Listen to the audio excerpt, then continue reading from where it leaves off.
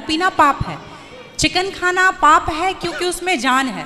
दारू में ऐसी कौन सी चीज मिली होती है कि उसको पीने से पाप हो जाता? अगर आप पी के कुछ गलत कर रहे हैं तो फिर गलत है लॉजिकली, तो फिर पाप क्यों? और अगर दारू में नशा चुकी होता है, अगर वो पाप है, तो फिर तो पुड़िया खाना, सिगरेट पीना, सारी चीजें पाप में आ जाएंगी। पाप अलग विषय है, अभी मैं समझा देता हूँ आपको। जब हमारा देश गुलाम था जी, तो एक अंग्रेज ने एक पंडित जी की कनपटी पे बंदूक रखी और अंग्रेज ने कहा, ये पंडित जी यहाँ आओ, तुम बड़े पुजारी हो? हाँ पुजारी हूँ। हिंदू हो? हाँ। आज मैं तुम्हें गोली मारूंगा। पंडित जी बोले, क्यों मारोगे? बोले, आज 4 चीजें तुम्हारे सामने हैं।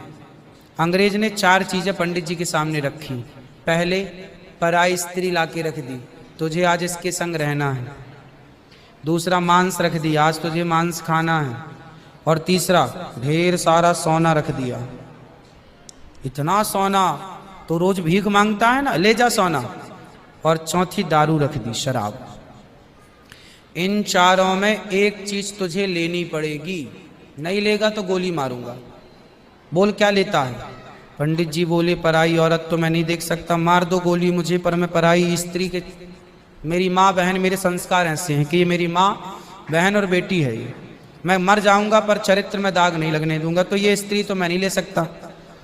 अब मांस भी मेरे धर्म के खिलाफ है, आप गोली मार दो, मैं ब्राह्मण हूं, मैं मर जाऊंगा पर ये धर्म नहीं छोड़ूंगा।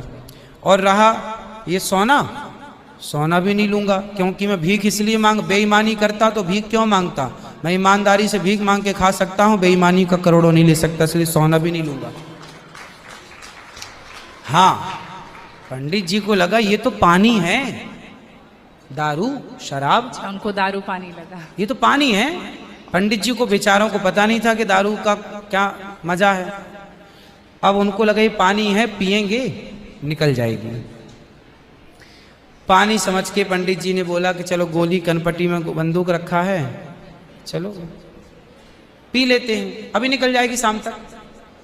पंडित जी ने दारू पी, और जब दारू पी ली तो दारू जब पी तो नशा चढ़ा, और जब नशा शराब का जब नशा चढ़ता है तो इंसान नहीं रह जाता। जैसे स्त्रियों को, जिसको ऑपरेशन होता है ना, तो रीढ़ की हड्डी में डॉक्टर एक इंजेक्शन लगाते हैं जिससे शून्य हो जाती है। वो अंग क्या हो जाता है? कोई भी ऑपरेशन में डॉक्टर आपको शून्य कर देता है। उसी तरह शराब